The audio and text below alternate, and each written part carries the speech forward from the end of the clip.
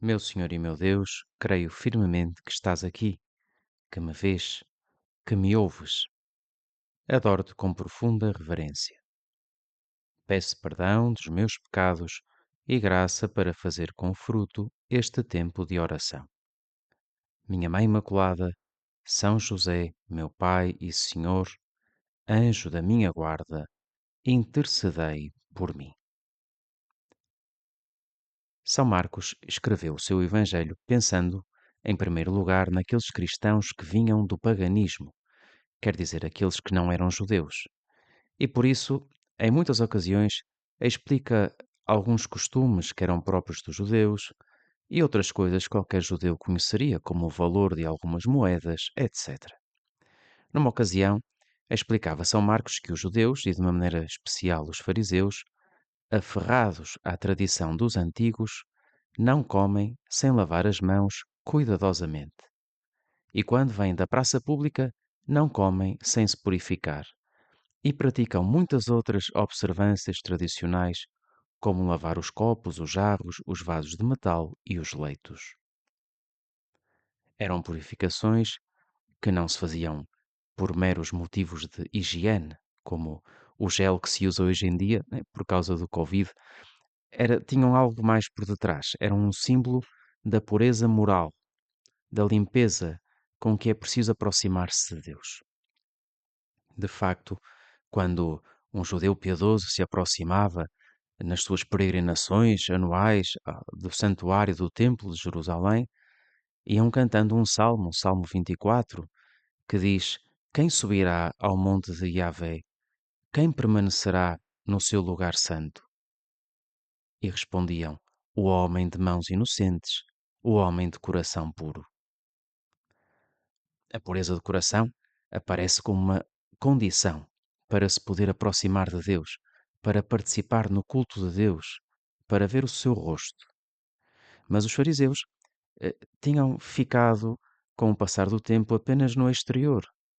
Até tinham aumentado a quantidade de lavagens e de purificações que diziam que eram necessárias e tinham-se esquecido do fundamental, a limpeza do interior, do coração.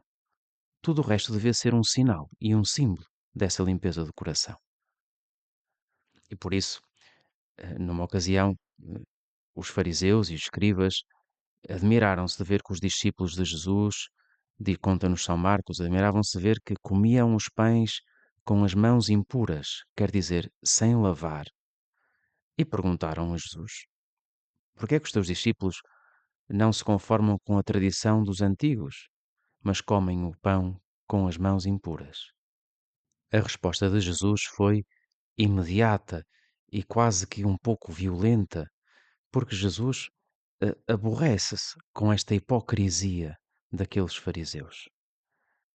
E na sua resposta faz ver que é do coração que saem os maus pensamentos, os homicídios, os adultérios, todo tipo de coisas más saem do coração.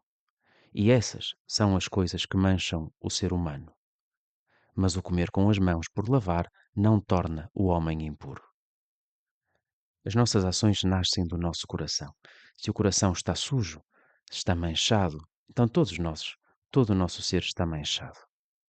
Nós agora, neste tempo de oração, pedimos a Jesus: Senhor, purifica o meu coração. Ajuda-me a conservar um coração puro e limpo, a dar-me conta da sujidade que preciso de tirar de dentro de mim. De vez em quando vêm estacionados por aí alguns carros que estão bastante sujos por fora. Alguns deles até têm escrito no vidro alguma palavra a criticar isso. Lava-me, coisas assim do estilo. E com certeza que o dono do carro não gosta de andar num carro que esteja assim tão sujo. Mas é que às vezes a sujidade vai-se acumulando e uma pessoa vai se habituando. Parece que não vale a pena lavar, porque daí a um bocadinho vai sujar outra vez, e assim se mantém o carro num mau estado. E mesmo que por fora haja de vez em quando uma chuvinha para limpar o carro, por dentro ainda é mais complicado. Parece que se pode sujar ainda mais.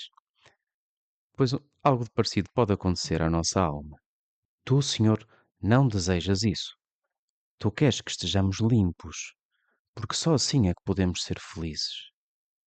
E às vezes pode-se acumular dentro de nós uma grande quantidade de coisas. Podemos nos habituar, por exemplo, a um desejo pouco temperado de bens materiais, como se fossem a única coisa importante da vida, ou podemos habituar-nos a uma atitude de olhar para um colega, para uma colega com maus olhos, com má intenção, com inveja, com rancor, pensando só em nós mesmos? Ou podemos habituar a fugir da realidade do dia a dia e a imaginar situações em que somos heróis e que somos admirados, etc. Tudo isso procede do nosso coração. E para que isso não seja assim, não podemos estar à espera que caia uma chuvinha de vez em quando para nos limpar. Temos de lutar com mais decisão. Há um livro que resume o Catecismo da Igreja Católica em formas de pergunta e respostas. É o Compêndio do Catecismo. E nesse compêndio, a dada altura, faz-se uma pergunta: como chegar à pureza de coração? E a resposta é esta: o batizado, com a graça de Deus, sim, tem que ser sempre com a graça de Deus, sozinhos nunca faremos nada. Com a graça de Deus, em luta contra os desejos desordenados, chega à pureza do coração mediante a virtude e o dom da castidade, a pureza de intenção e do olhar, exterior e interior, com a disciplina dos sentidos e da imaginação e pela oração.